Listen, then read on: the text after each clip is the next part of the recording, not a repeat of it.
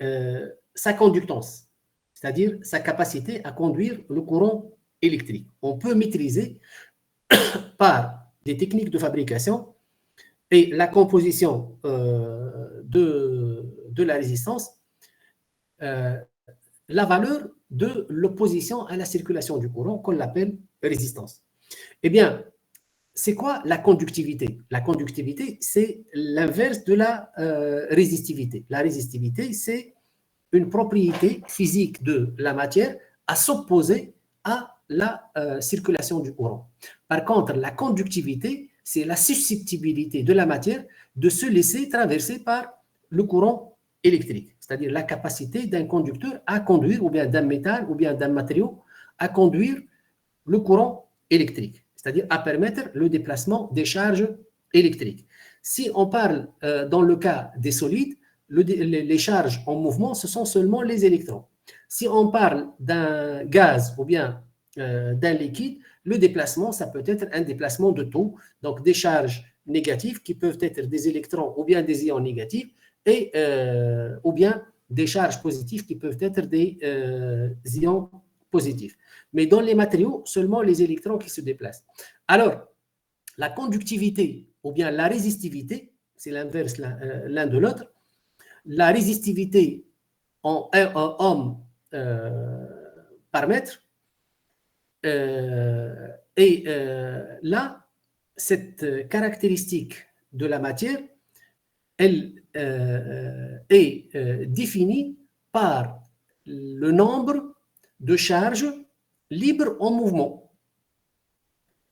Eh bien, avec l'élévation de la température, les électrons acquièrent une énergie qui est apportée par cette variation de la température, par cette augmentation de la température. Donc, ils deviennent plus agités.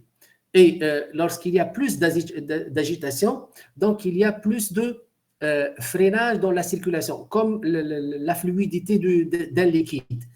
Donc, lorsque l'écoulement il est lisse, donc on a un débit convenable. Mais si le débit ou bien l'écoulement de l'eau devient turbulent, eh bien, le débit diminue. Donc, avec la turbulence, le débit diminue. C'est exactement ça. Lorsque l'agitation thermique augmente, c'est-à-dire comme un fluide, lorsqu'il va y apparaître une turbulence, eh bien, le débit va diminuer. Et le débit, c'est quoi? C'est le nombre de charges qui est en mouvement. Finalement, c'est l'intensité du courant électrique. Eh bien, avec l'élévation de la température, la valeur de la résistance, elle va augmenter. Et la résistance en fonction de la température est égale à R0, une valeur de référence. Généralement, on la prend à 0 degré Celsius, la température de référence, mais certains constructeurs considèrent la résistance R0 à 20 degrés Celsius ou bien à 25 degrés Celsius. Donc, il faut se référer au datasheet du constructeur. Fois T moins T0. Donc, T, c'est la température dans le point de mesure, moins la température de référence. Si c'est 0, donc on va prendre 0. Si c'est une autre température, donc on va prendre cette température-là. R0, donc, étant la température, plutôt la résistance à la température de référence, généralement, c'est 0, mais ça peut changer d'un constructeur à un autre. Pour les métaux, j'ai dit que cette température ou bien cette résistance, elle augmente. Généralement, elle a une forme ou bien une allure polynomiale.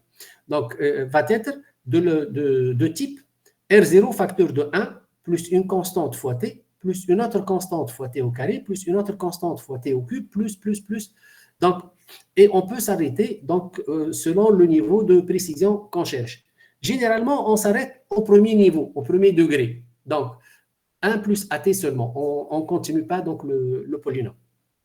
Eh bien, pour des thermistances, on peut trouver des résistances qui sont réalisées à base d'oxyde de semi-conducteur.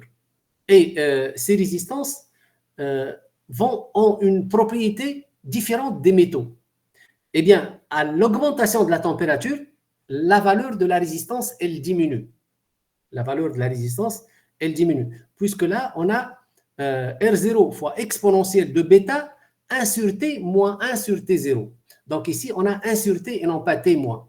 Donc 1 sur T, lorsque T augmente, eh bien, ce terme, il va diminuer et ça va être donc plus faible que 1 sur T0. Et comme ça, donc, on va avoir une diminution de la résistance avec l'augmentation de la température. Donc, on appelle les thermistances à coefficient de température négative.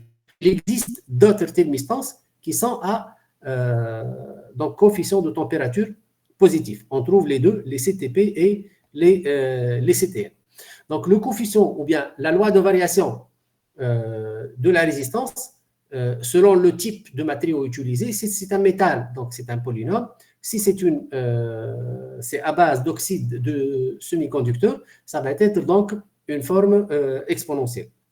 Eh bien, là, selon le type de matériau utilisé pour la réalisation du capteur, on va avoir une loi de variation de la résistance en fonction de la température.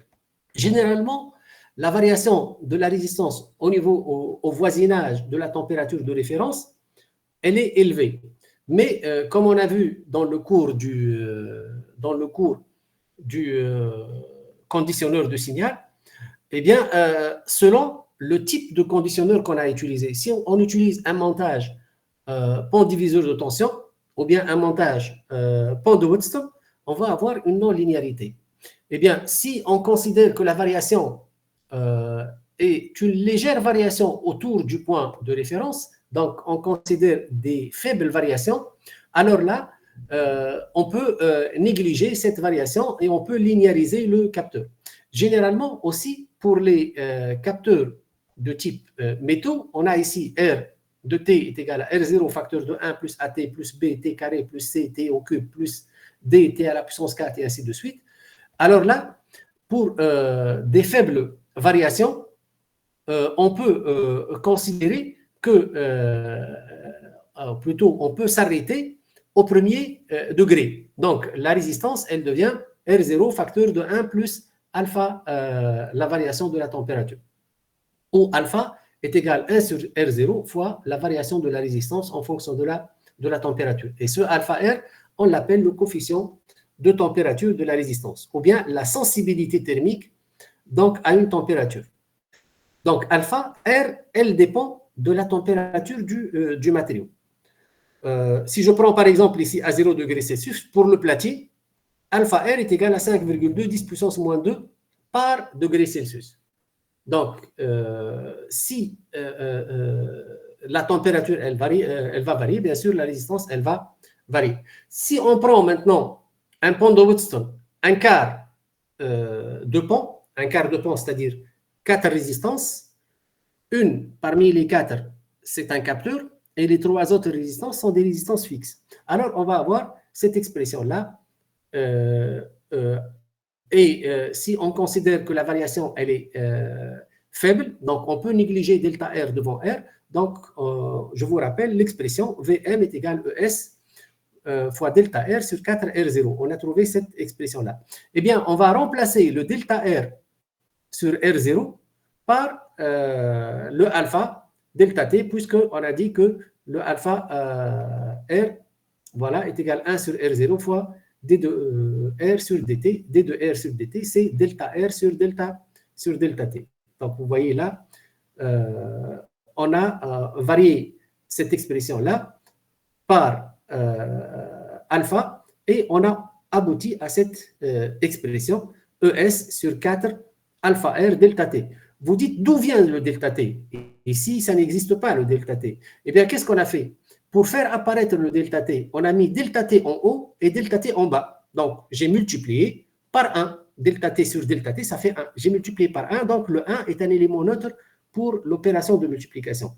Donc, ça devient dans l'expression delta R fois, plutôt sur R0 fois delta T. Donc, c'est la forme alpha R. Et le delta T, ça reste en haut. C'est comme ça qu'on a donc abouti à cette expression. Donc, Vm est égal à ES sur 4 fois alpha R delta T. Mais cette expression n'est vraie que dans l'hypothèse que lorsque delta t elle est au voisinage, ou bien une variation au voisinage de T0. Si on a une grande variation, donc le capteur